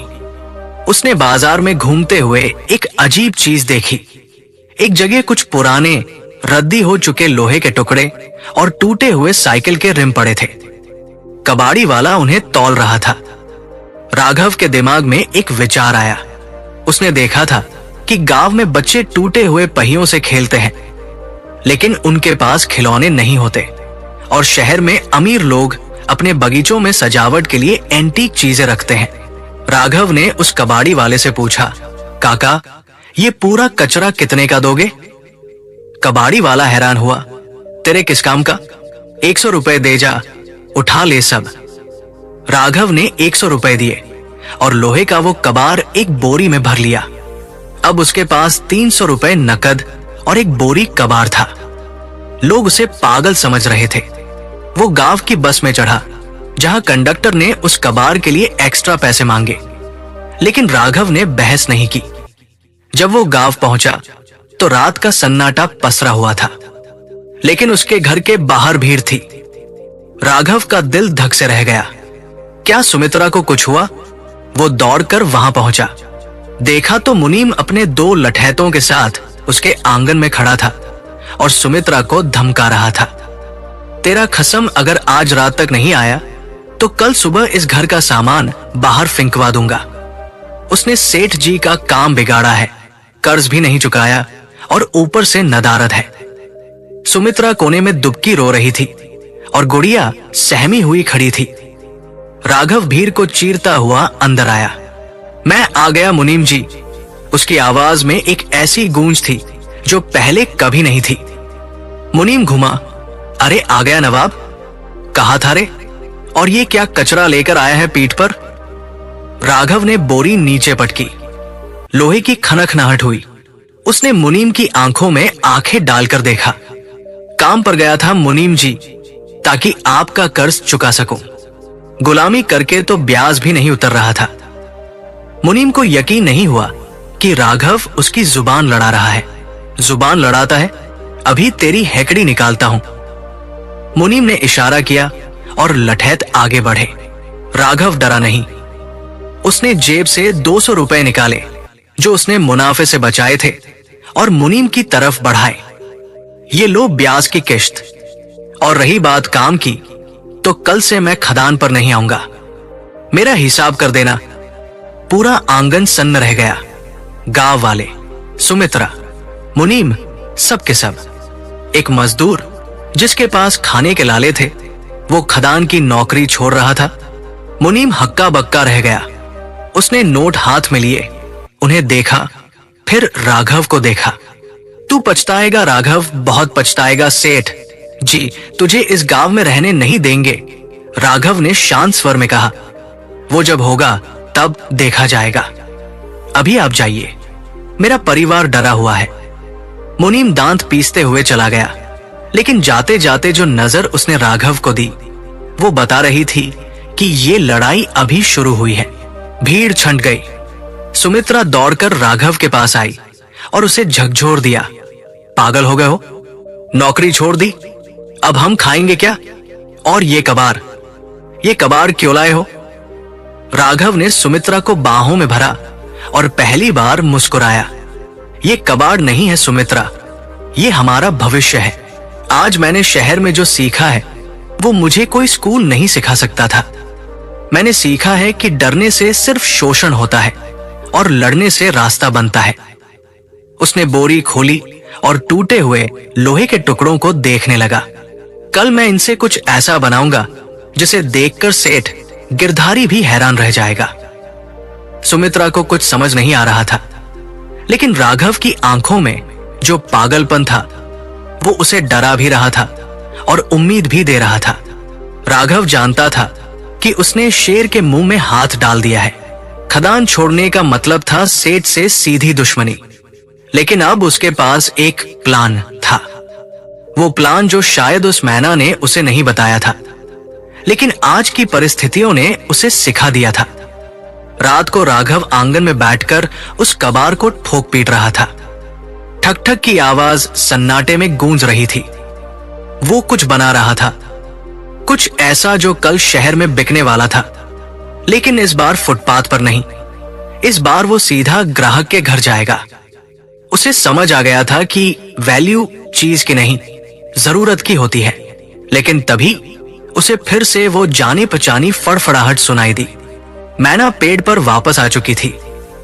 राघव ने अपना हथौड़ा रोका और ऊपर देखा। मैना ने अंधेरे में कहा, साहस तो दिखाया राघव, लेकिन दुश्मन भी बना लिए। अब खेल खतरनाक हो गया है। क्या तुम अगले स्तर के लिए तैयार हो? राघव ने पसीना पोंछते हुए कहा, मैं तैयार हूं, लेकिन मुझे एक बात बता, ये सब करके मुझे मिलेगा क्या? पैसा या कुछ और? मैना ने एक गहरा जवाब दिया, पैसा तो बस जरिया है राघव। तुम्हें वो मिलेगा जो सेठ गिरधारी के पास भी नहीं है, चैन की नींद। लेकिन उसके लिए तुम्हें एक आखिरी इम्तिहान देना होगा।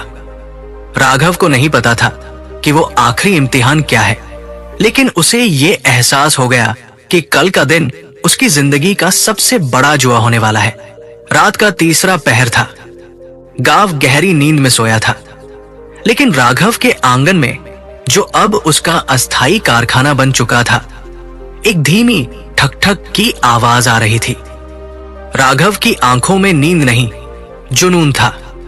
वो कबाड़ जो उसने शहर से खरीदा था, जंग लगे साइकिल के रिम, टूटी हुई लोहे की छड़ें और पुरानी पाइपें अब अपना रूप बदल रहे थे। राघव ने अपनी पूरी जिंदगी पत्थर तोड़े थे, हथौड़ा चलाना उसके खून में था।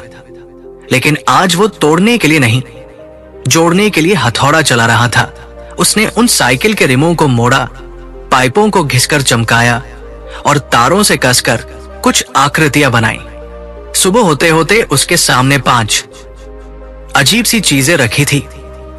ये न तो मशीन थी, न ही कोई औजार, ये थे गमले रखने के स्टैंड। उसने शहर के बड़े घरों में देखा था कि लोग पौधों के बहुत शौकीन होते हैं, लेकिन उनके मिट्टी के गमले अक्सर जमीन पर रखे रखे दाग छोड़ देते हैं या टूट जाते हैं। उसने रद्दी लोहे से मजबूत, कभी न टूटने वाले और दिखने में एंटीक पुराने जमाने के स्टैंड बना दिए थे। सुबह की पहली किरण के साथ राघव तैयार था। सुमित्रा की आंखों में डर था। उसने कहा, कल मुनीम धमका कर गया है और तुम फिर शहर जा रहे हो। अगर आज कुछ अनहोनी हो गई तो? राघव ने सुमित्रा के कंधे पर हाथ रखा। उसका स्पर्श अब एक थके हुए मजदूर का नहीं, एक आत्मविश्वास से भरे आदमी का था। अनहोनी को होनी करने ही तो जा रहा हूं सुमित्रा। आज शाम तक अगर मैं वापस ना आऊं तो समझ लेना कि मैं हार गया, लेकिन अगर आ गया तो हम जीत की शुरुआत करेंगे। उसने वो 5 स्टैंड एक बोरी में डाले और पिछली पगडंडी से शहर निकल गया, ताकि मुनीम के आदमियों की नजर उस पर न पड़े। इस बार राघव मंडी या बाजार नहीं गया, वो सीधा शहर की सिविल लाइंस इलाके में गया, जहां बड़े अफसर, जज और शहर के रईस रहते थे। वहां की कोठियों के बाहर बड़े बड़े बगीचे थे। राघव ने एक आलीशान कोठी का गेट खटखटाया। दरबान ने उसे भगाने की कोशिश की। चलो हटो यहां से, कबाड़ नहीं बेचना हमें। राघव ने मुस्कुराते हुए कहा, कबाड़ बेचने नहीं आया भाई, साहब के बगीचे की खूबसूरती बढ़ाने आया हूं। एक बार साहब को ये दिखा दो, अगर पसंद ना आए तो मुफ्त में दे जाऊंगा। दरबान हिचकिचाया, लेकिन राघव के आत्मविश्वास ने उसे रोक दिया। थोड़ी देर बाद साहब बाहर आए। उन्होंने राघव के हाथ में वो लोहे का स्टैंड देखा, जंग लगी लोहे की वो कलाकृति जिसे राघव ने काले पेंट जो उसने रास्ते में खरीदा था से रंगा था, धूप में चमक रही थी। साहब को वो चीज विंटेज आर्ट लगी। कितने का है ये? साहब ने पूछा। राघव का दिल जोर से धड़का। इस लोहे की कीमत कबाड़ में 20 रुपए भी नहीं थी। लेकिन उसने मैना की बात याद की। कीमत चीज की नहीं, सामने वाले की जेब और जरूरत की होती है। राघव ने एक गहरी सांस ली और कहा, साहब, बाजार में तो ये 500 का मिलता है, लेकिन मैं खुद बनाता हूं, इसलिए आपको 300 में दे दूंगा। राघव को लगा उसने बहुत ज्यादा बोल दिया, लेकिन साहब ने बिना मोलभाव किए पर्स निकाला और 600 रुपए दिए। 2 दे दो, मेरे पोर्च में अच्छे लगेंगे। राघव के हाथ काम गए। 600 रुपए सिर्फ 2 स्टैंड के। उसने कुल 100 रुपए का कबाड़ खरीदा था और अभी उसके पास 3 स्टैंड और बाकी थे। दोपहर तक राघव ने बाकी 3 स्टैंड भी बेच दिए। उसकी जेब में कुल 1500 रुपए थे। कल के 200 मिलाकर अब उसके पास 1700 रुपए हो चुके थे। एक मजदूर के लिए ये 2 महीने की कमाई थी, जो उसने 2 दिन में कमाई थी। उसे यकीन हो गया कि मैना सही थी। गरीबी मेहनत की कमी से नहीं, दिमाग की कमी से होती है। वो खुशी से झूमता हुआ अपने परिवार के लिए मिठाई और गुड़िया के लिए एक नई फ्रॉक लेकर गांव की बस में चढ़ा। उसे लग रहा था कि अब सब ठीक हो जाएगा। वो मुनीम के मुंह पर पैसे मारेगा और अपनी आजादी खरीद लेगा। लेकिन नियति ने उसके लिए कुछ और ही लिखा था। जैसे ही बस गांव के स्टॉप पर रुकी, राघव को एक अजीब सा सन्नाटा महसूस हुआ। वो सन्नाटा जो तूफान के गुजर जाने के बाद आता है। वो तेज कदमों से अपने घर की तरफ बढ़ा। जैसे ही वो अपनी गली में मुड़ा, उसके पैरों तले जमीन खिसक गई। उसके हाथ से मिठाई का डिब्बा छूटकर गिर गया। उसका घर, उसकी वो छोटी सी झोपड़ी अब वहां नहीं थी। वहां सिर्फ जला हुआ मलबा, टूटी हुई दीवारें और बिखरा हुआ सामान था। मुनीम की धमकी कोरी नहीं थी। राघव पागलों की तरह मलबे की तरफ दौड़ा। सुमित्रा, गुड़िया, उसकी आवाज गले में ही घुट गई। पास ही नीम के पेड़ के नीचे गांव वालों की भीड़ के बीच सुमित्रा और गुड़िया बैठे थे। सुमित्रा का माथा फटा हुआ था और खून बह रहा था। गुड़िया सहमी हुई अपनी मां से चिपकी थी। राघव को देखते ही सुमित्रा फूट फूट कर रो पड़ी। उन्होंने सब खत्म कर दिया। मुनीम अपने आदमियों के साथ आया था। उन्होंने घर तोड़ दिया, आग लगा दी। वो कह रहे थे कि जो सेठ से टक्कर लेगा उसका यही हश्र होगा। राघव का खून जम गया। उसकी आंखों के सामने अंधेरा छा गया। उसने जेब में रखे उन 1700 रुपयों को मुट्ठी में भींचा। ये कागज के टुकड़े, ये कामयाबी, सब बेकार थी। क्या फायदा ऐसे पैसे का जो उसके परिवार को छत न दे सका? क्या फायदा उस स्मार्टनेस का जो उसके घर को जलने से न बचा सकी? गांव वाले उसे सहानुभूति और डर भरी नजरों से देख रहे थे।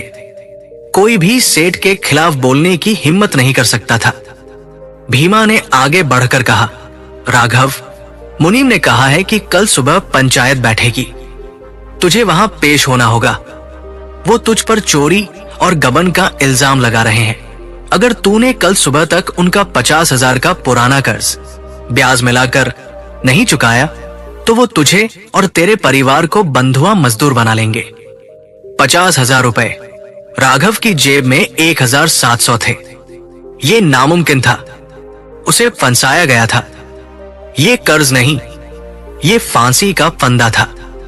राघव ने अपनी रोती हुई पत्नी और बच्ची को गले लगाया, लेकिन उसकी आंखों में आंसू नहीं थे। उसकी आंखों में एक शून्य था। वो अंदर से टूट चुका था। उसने सोचा, शायद मैं गलत था। गरीब को अमीर बनने का सपना देखने का कोई हक नहीं है। मैं अपनी औकात भूल गया था। रात हो गई। राघव मलबे के पास ही जमीन पर बैठा था। सुमित्रा और गुड़िया पड़ोस के एक घर में सो रहे थे, लेकिन राघव जाग रहा था। उसके अंदर का तूफान बाहर की शांति से कहीं ज्यादा भयानक था। उसे गुस्सा आ रहा था उस मैना पर। उसी ने उसे उकसाया था। उसी ने उसे ये सपने दिखाए थे। कहां है तू? राघव ने अंधेरे में चिल्लाकर कहा, आज देख मेरा तमाशा। देख तेरी सलाह ने मेरा क्या हाल किया। खुश है अब तू? मेरा घर जल गया, मेरा परिवार सड़क पर है और कल मैं गुलाम बन जाऊंगा। यही है तेरा स्मार्ट तरीका?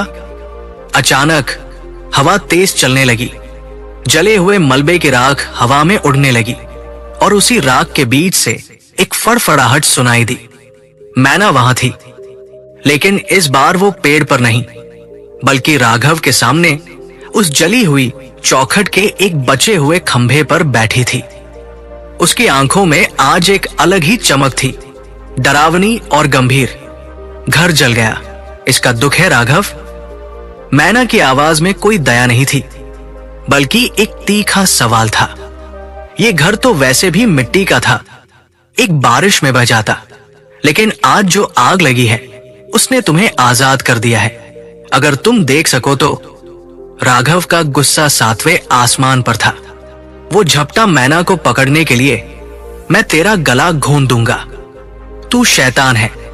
लेकिन मैना उड़कर थोड़ी दूर जा बैठी। बैठ जाओ राघव। मैना ने इतनी जोरदार और भारी आवाज में आदेश दिया कि राघव के कदम वहीं रुक गए। ऐसा लगा जैसे वो आवाज किसी छोटे पक्षी की नहीं, बल्कि किसी बहुत बुजुर्ग और शक्तिशाली आत्मा की थी। तुम्हें लगता है सेठ गिरधारी तुमसे इसलिए नफरत करता है क्योंकि तुमने नौकरी छोड़ी? नहीं, वो तुमसे डरता है। उसने तुम्हारा घर इसलिए जलाया क्योंकि आज उसे खबर मिली कि एक मजदूर शहर में अपना बनाया माल बेच रहा है। उसे डर है कि अगर गांव के बाकी लोगों को पता चल गया कि पत्थर तोड़ने वाले हाथ लोहे को सोने में बदल सकते हैं, तो उसकी बादशाहत खत्म हो जाएगी। राघव हाँफ रहा था, तो मैं क्या करूं? कल पंचायत है, वो मुझे गुलाम बना लेंगे। मेरे पास 50,000 नहीं है। मैना ने गर्दन टेढ़ी की और एक ऐसा रहस्य खोला जिसने राघव के रोंगटे खड़े कर दिए। तुम्हें 50,000 चुकाने नहीं है राघव। तुम्हें बस एक सवाल पूछना है। क्या तुम्हें पता है कि जिस खदान में तुम काम करते हो वो जमीन किसकी है? राघव ने झल्लाहट में कहा, सेठ की है। और किसकी होगी? नहीं, मैना ने धीरे से कहा, यही वो झूठ है जिस पर उसकी पूरी सल्तनत टिकी है। वो जमीन सरकार की है। पट्टा लीज 10 साल पहले खत्म हो चुका है। सेठ पिछले 10 सालों से अवैध खनन, इलीगल माइनिंग कर रहा है। वो चोरी कर रहा है, सरकार की, देश की और तुम सबकी। उसके पास कोई कागज नहीं है। वो सिर्फ अपने रसूख और तुम लोगों के डर की वजह से मालिक बना बैठा है।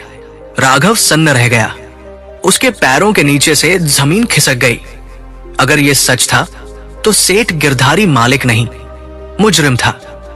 तुझे ये सब कैसे पता? राघव ने हकलाते हुए पूछा। मैना ने आसमान की तरफ देखा, जहां काले बादल अब भी मंडरा रहे थे। दीवारों के भी कान होते हैं राघव, और पक्षियों की तो पूरी फौज होती है। हम वहां पहुंचते हैं जहां इंसान की नजर नहीं जाती। मैंने उसकी तिजोरी के ऊपर बैठकर उसे फोन पर बात करते सुना है। उसके पास एक लाल डायरी है जिसमें इस अवैध धंधे का पूरा हिसाब है। वो डायरी उसके सिरहाने रहती है। वो उसकी ताकत भी है और उसकी कमजोरी भी। राघव का दिल अब डर से नहीं, बल्कि एक अजीब सी उत्तेजना से धड़क रहा था। मामला पलट चुका था। अब लड़ाई 50,000 की नहीं थी, अब लड़ाई सत्ता की थी। लेकिन एक मजदूर सेठ के बेडरूम तक कैसे पहुंचेगा? और अगर पकड़ा गया तो मौत निश्चित थी। अब तुम्हारे पास 2 रास्ते हैं राघव, मैना ने कहा। पहला, कल पंचायत में जाओ, सिर झुकाओ और जिंदगी भर गुलामी करो। दूसरा, आज रात वो करो जो एक स्मार्ट इंसान करता है। दुश्मन को उसके घर में घुसकर नहीं, उसके डर में घुसकर हराओ। लेकिन मैं डायरी कैसे लाऊंगा? वहां पहरा होगा, बंदूकें होंगी? राघव ने पूछा। मैना ने उड़ते हुए कहा, पहरा इंसानों के लिए होता है राघव, हवा के लिए नहीं। और तुम अब सिर्फ राघव नहीं हो, तुम एक ऐसा विचार हो जिसका समय आ गया है। याद रखना, सेठ को पैसे का घमंड है, लेकिन उसे अपनी इज्जत का डर पैसे से ज्यादा है। तुम्हें डायरी नहीं चाहिए, तुम्हें बस उसे ये एहसास दिलाना है कि तुम्हें पता है, जानकारी ही सबसे बड़ा हथियार है। मैना इतना कहकर अंधेरे में ओझल हो गई। राघव अकेला खड़ा था। रात के 2 बज रहे थे। कल सुबह 8 बजे पंचायत थी। उसके पास सिर्फ 6 घंटे थे। उसके सामने उसकी जली हुई गृहस्थी थी और दिमाग में एक ऐसा राज जो पूरे गांव की तकदीर बदल सकता था। राघव ने एक फैसला किया, ऐसा फैसला जो या तो उसे कल सुबह सूरज उगने से पहले मार डालेगा या फिर उसे इस गांव का मसीहा बना देगा। उसने अपने फटे हुए कुर्ते को कसकर बांधा, जमीन से थोड़ी सी अपने घर की राख उठाई और अपने माथे पर लगाई। ये उसके प्रतिशोध का तिलक था। वो मुड़ा और गांव की पगडंडी छोड़कर सेठ गिरधारी की हवेली की तरफ जाने वाले रास्ते पर चल पड़ा। उसके हाथ खाली थे, जेब में सिर्फ 1700 रुपए थे, लेकिन उसके दिमाग में एक ऐसा प्लान था जो शतरंज की पूरी बाजी पलटने वाला था। जैसे जैसे वो हवेली के करीब पहुंच रहा था, उसका दिल जोरों से धड़क रहा था। हवेली के गेट पर बंदूकधारी पहरेदार थे। राघव जानता था कि वो सीधे अंदर नहीं जा सकता। उसे पिछवाड़े की दीवार फांदनी होगी, जहां खूंखार कुत्ते बंधे होते थे। ये आत्महत्या जैसा था। लेकिन राघव ने अपने साथ वो बिस्कुट का पैकेट रखा था जो उसने शहर से खरीदा था। राघव दीवार के पास पहुंचा। सन्नाटा इतना था कि उसे अपनी सांसें भी तूफान जैसी लग रही थी। उसने दीवार पर चढ़कर अंदर झांका। 2 बड़े कुत्ते जंजीर से बंधे थे, लेकिन सो नहीं रहे थे। उनकी आंखें चमक रही थी। राघव ने एक पल के लिए सोचा, वापस लौट जाऊं, लेकिन फिर उसे सुमित्रा का फटा हुआ माथा याद आ गया। उसने छलांग लगा दी। अंदर अंधेरा था। कुत्ते गुर्राए और लपके, लेकिन जंजीर ने उन्हें रोक लिया। राघव ने तुरंत बिस्कुट उनकी तरफ फेंके। कुत्तों का ध्यान बंटा। राघव छाया की तरह सरकता हुआ हवेली के पिछले दरवाजे तक पहुंचा। दरवाजा बंद था। अब क्या? तभी उसकी नजर एक पाइप पर पड़ी जो ऊपर सेठ के कमरे की खिड़की तक जा रहा था। खिड़की थोड़ी सी खुली थी क्योंकि सेठ को ताजा हवा पसंद थी। राघव पाइप पर चढ़ने लगा। उसके हाथ फिसल रहे थे। पसीना आंखों में जा रहा था। एक गलती और वो सीधा नीचे गिरेगा, लेकिन वो चढ़ता गया। जब वो खिड़की पर पहुंचा तो उसने अंदर झांका। कमरे में मंद रोशनी थी। सेठ गिरधारी अपने बिस्तर पर सो रहा था और उसके सिरहाने ठीक वैसा ही जैसा मैना ने कहा था। एक लाल डायरी रखी थी। राघव खिड़की से अंदर कूदा। उसके पैरों की आवाज बिल्ली से भी हल्की थी। वो बिस्तर के पास पहुंचा। उसका हाथ डायरी की तरफ बढ़ा। उसका दिल इतना तेज धड़क रहा था कि उसे लगा उसकी धड़कन की आवाज सेठ को जगा देगी। उसकी उंगलियों ने डायरी को छू लिया। ठंडी चमड़े की जिल्द वाली डायरी। उसने डायरी उठाई। तभी सेठ गिरधारी ने करवट बदली। उसका हाथ टटोला। डायरी गायब थी। सेठ की आंखें झटके से खुली। उसने सामने देखा। अंधेरे में एक साया खड़ा था। कौन है? सेठ चिल्लाया और तकिए के नीचे से पिस्तौल निकालने के लिए हाथ बढ़ाया। राघव के पास भागने का मौका था, लेकिन वो भागा नहीं। उसने वही किया जो एक स्मार्ट खिलाड़ी करता है। उसने कमरे की लाइट जला दी। रोशनी से सेठ की आंखें चुंधिया गई। जब उसे नजर आया तो सामने राघव खड़ा था, मैला कुचैला, माथे पर राख लगी हुई और हाथ में वो लाल डायरी। सेठ के हाथ से पिस्तौल छूट गई। वो राघव से नहीं डरा था। वो उस लाल किताब को राघव के हाथ में देखकर कांप गया था। कमरे में एक मौत जैसा सन्नाटा छा गया। बाहर कुत्ते भौंक रहे थे। घड़ी टिक टिक कर रही थी और 2 लोग, एक गांव का सबसे अमीर और एक सबसे गरीब, आमने सामने थे। लेकिन इस बार पावर अमीर के पास नहीं, बल्कि जानकार के पास थी। चिल्लाइए मत सेठ जी, राघव ने बहुत ही शांत और ठंडी आवाज में कहा, वरना ये डायरी कल पंचायत में नहीं, पुलिस थाने में खुलेगी। सेठ का चेहरा सफेद पड़ गया। तू तू क्या चाहता है? पैसे? ले जा, तिजोरी खुली है, जितना चाहिए ले जा, बस वो डायरी मुझे दे दे। राघव मुस्कुराया। ये वही मुस्कुराहट थी जो उसने मैना के चेहरे पर देखी थी, रहस्यमयी और विजयी। पैसे तो मैं कमा लूंगा सेठ जी, तरीका मुझे आ गया है। आज मैं यहां सौदा करने आया हूं, और सौदा बराबरी वालों में होता है। तभी बाहर से मुनीम और पहरेदारों के दौड़ने की आवाज आई। सेठ जी, क्या हुआ? वे दरवाजे को तोड़ने ही वाले थे। राघव फंसा था, एक तरफ सेठ, दूसरी तरफ मुनीम की फौज। राघव ने डायरी को हवा में लहराया और खिड़की के पास खड़ा हो गया। अगर कोई अंदर आया तो ये डायरी इस खिड़की से नीचे जाएगी, और नीचे मेरे साथी खड़े हैं जो इसे लेकर सीधा कलेक्टर के पास जाएंगे। ये एक झूठ था, एक बहुत बड़ा स्मार्ट झूठ, लेकिन सेठ रिस्क नहीं ले सकता था। रुक जाओ, सेठ ने दरवाजे की तरफ चिल्लाया। कोई अंदर नहीं आएगा। मुनीम और पहरेदार बाहर ही रुक गए। अब कमरे में सिर्फ 2 लोग थे। तनाव अपने चरम पर था। राघव जानता था कि उसने शेर की पूंछ पकड़ ली है। अब या तो वो शेर को नचाएगा या शेर उसे खा जाएगा। बोल राघव, क्या कीमत है तेरी? सेठ ने घुटने टेकते हुए कहा। राघव ने एक गहरी सांस ली। उसे पता था कि अब जो शब्द उसके मुंह से निकलेंगे वो सिर्फ उसकी नहीं, पूरे गांव की किस्मत लिख देंगे। उसने मैना की आखिरी बात याद की, स्मार्ट बनो। मेरी कीमत पैसे नहीं है सेठ जी, राघव ने कहा। मेरी कीमत है हिस्सेदारी। कमरे में सन्नाटा इतना गहरा था कि घड़ी की टिक-टिक भी हथौड़े जैसी लग रही थी। हिस्सेदारी? सेठ गिरधारी लाल की हंसी में घबराहट और अविश्वास दोनों था। तू एक पत्थर तोड़ने वाला मजदूर मेरे करोड़ों के साम्राज्य में हिस्सेदार बनेगा? तेरी औकात क्या है? राघव की आंखों में जरा भी खौफ नहीं था। उसने डायरी को अपनी छाती से लगाया और सेठ की आंखों में सीधे देखा। मेरी औकात ये लाल डायरी है सेठ जी। और रही बात मजदूर होने की, तो कल तक मैं मजदूर था। आज मैं वो आदमी हूं जिसकी मुट्ठी में आपकी इज्जत, आपकी दौलत और आपकी आजादी बंद है। फैसला आपको करना है।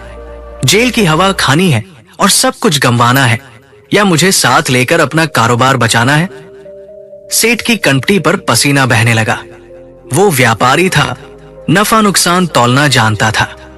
उसने देखा कि राघव अब वो पुराना डरा हुआ इंसान नहीं रहा। उसके सामने एक ऐसा शख्स खड़ा था जो दाव खेलना सीख चुका था। सेठ ने हथियार डाल दिए। उसने लड़खड़ाते हुए पूछा, कितना हिस्सा चाहिए? राघव ने शांत स्वर में कहा, 25%, और एक शर्त, और आज के बाद इस खदान में कोई अवैध काम नहीं होगा। हम सरकार से नया पट्टा, लीज लेंगे। मैं मजदूरों से काम करवाऊंगा, उनकी उत्पादकता, प्रोडक्टिविटी बढ़ाऊंगा, और आप बिक्री संभालेंगे। पुलिस और गुंडों का खर्चा बचेगा, वो भी मुनाफा ही होगा। सेठ गिरधारी सन्न रह गया। एक अनपढ़ आदमी उसे बिजनेस मॉडल समझा रहा था, और वो मॉडल वाकई में समझदारी वाला था। अवैध काम में रिस्क था, राघव के प्लान में सुरक्षा थी। मरता क्या न करता, सेठ ने कांपते हाथों से अपनी रजामंदी दे दी। उसी रात स्टाम्प पेपर पर नहीं, बल्कि उस लाल डायरी के एक पन्ने पर एक नया समझौता लिखा गया। राघव ने डायरी सेठ को नहीं दी, बल्कि कहा, यह डायरी अब मेरे पास सुरक्षा, सिक्योरिटी के तौर पर रहेगी। जिस दिन आपने धोखा दिया, यह डायरी पुलिस कमिश्नर की मेज पर होगी। सेठ को मानना पड़ा। बाहर मुनीम और पहरेदार दरवाजा तोड़ने ही वाले थे कि सेठ ने दरवाजा खोला। सब हैरान रह गए। सेठ ने मुनीम से कहा, हटा लो अपनी बंदूकें। राघव अब हमारा दुश्मन नहीं, हमारा नया साझीदार, पार्टनर है। कल की पंचायत में कोई तमाशा नहीं होगा, बल्कि नए मैनेजर का ऐलान होगा। मुनीम का मुंह खुला का खुला रह गया। उसे लगा शायद सेठ पागल हो गया है, लेकिन मालिक के हुक्म के आगे वो कुछ न बोल सका। अगली सुबह पंचायत बैठी, लेकिन वो सजा सुनाने के लिए नहीं थी। राघव, जो कल राख लपेटे घूम रहा था, आज साफ सुथरे कपड़ों में सिर ऊंचा करके आया। सेठ गिरधारी ने भरी सभा में ऐलान किया कि राघव अब खदान का कामकाज देखेगा और मुनाफे का हिस्सेदार होगा। गांव वालों को अपनी आंखों और कानों पर यकीन नहीं हुआ। सुमित्रा और गुड़िया भीड़ में खड़ी थी। उनकी आंखों में आंसू थे, लेकिन इस बार ये खुशी के आंसू थे। राघव ने माइक संभाला। उसने कोई भाषण नहीं दिया, बस इतना कहा, मैंने हथौड़ा बदला है, नियत नहीं। अब पसीना बहेगा तो पैसा भी मिलेगा। अब हम सिर्फ पत्थर नहीं तोड़ेंगे, हम अपनी किस्मत गढ़ेंगे। उस दिन के बाद से खदान की तस्वीर बदल गई। राघव ने वो स्मार्ट तरीके अपनाए जो उसने शहर में सीखे थे। उसने मजदूरों को शिफ्ट में काम कराया, मशीनें ठीक करवाईं और वेस्ट मटेरियल कचरे से ईंटें बनाने का नया यूनिट शुरू किया। जिस खदान से सेठ पहले 10 लाख कमाता था, राघव की मैनेजमेंट से वो 20 लाख कमाने लगी। सेठ को भी मानना पड़ा कि राघव को पार्टनर बनाना उसकी जिंदगी का सबसे स्मार्ट फैसला था। राघव अमीर हो गया, उसका पक्का घर बन गया। गुड़िया शहर के सबसे बड़े स्कूल में जाने लगी, लेकिन राघव ने अपनी जड़ों को नहीं छोड़ा। 3 साल बीत गए। राघव अब गांव का सबसे अमीर और इज्जतदार आदमी था, लेकिन उसके मन में एक सवाल अभी भी खटक रहा था। वो मैना, उस रात के बाद वो मैना कभी नहीं दिखी, जिसने उसे रास्ता दिखाया, जिसने उसे गर्द से उठाकर शिखर पर बिठाया। वो अचानक कहां गायब हो गई? क्या वो कोई सपना था? एक पूर्णिमा की रात राघव उसी बरगद के पेड़ के पास गया।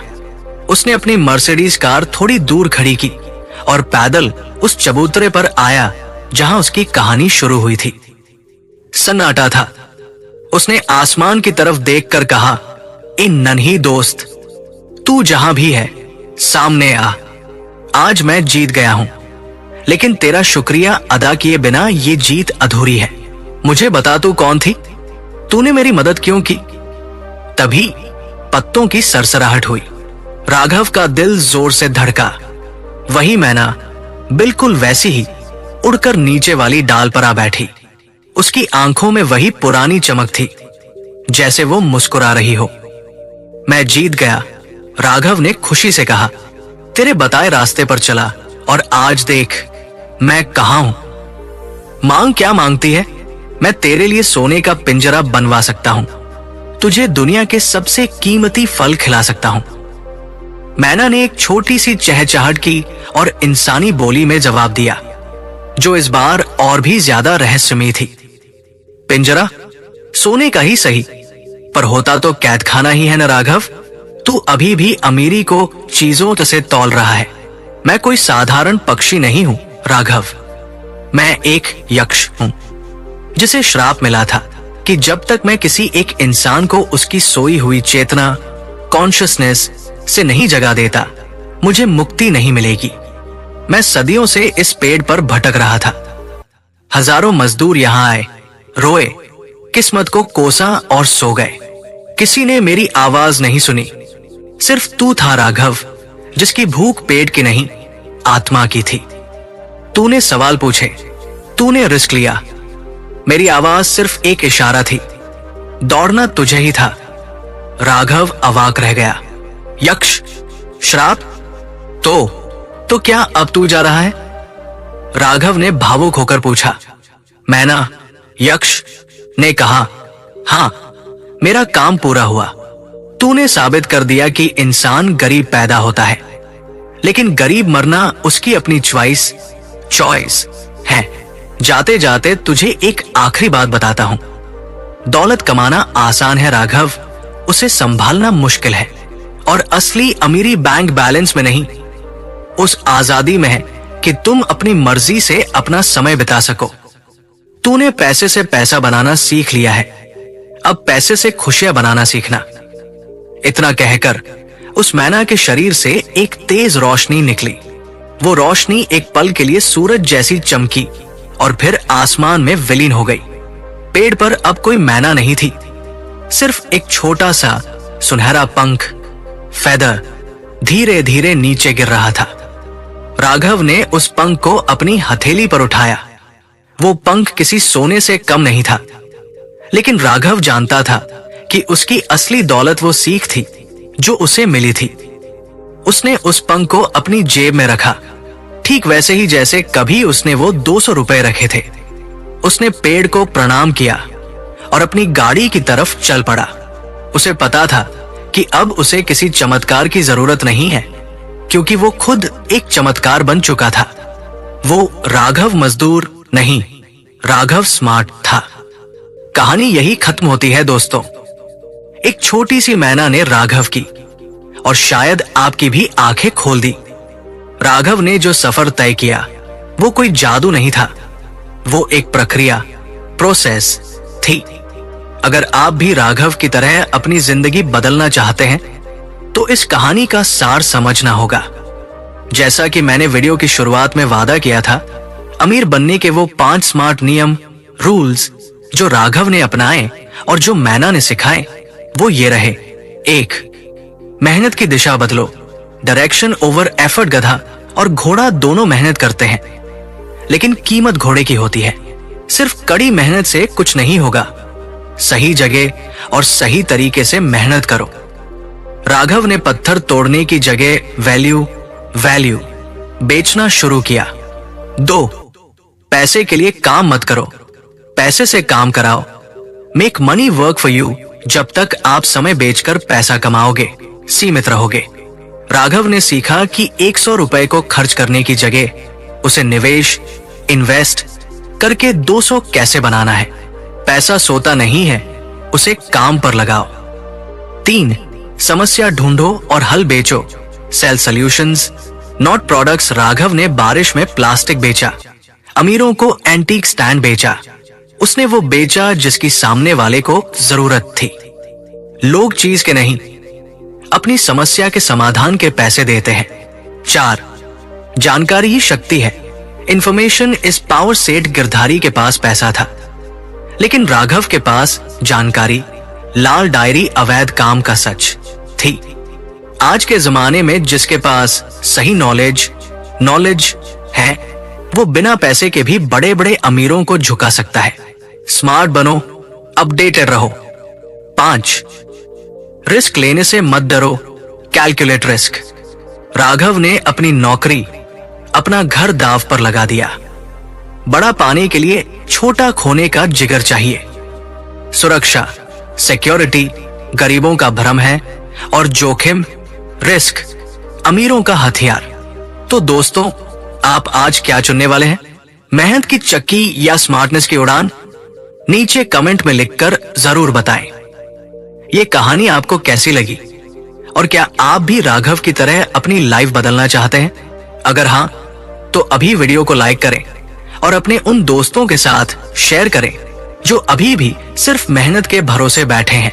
ऐसी ही और पावरफुल कहानियों के लिए जो आपका दिमाग हिला देंगी, योगी AI चैनल को सब्सक्राइब करना न भूलें और बेल आइकॉन जरूर दबाएं। कमेंट में अपनी हाजिरी लगाने के लिए पूरे जोश के साथ लिखें। जय श्री राम, हर हर महादेव।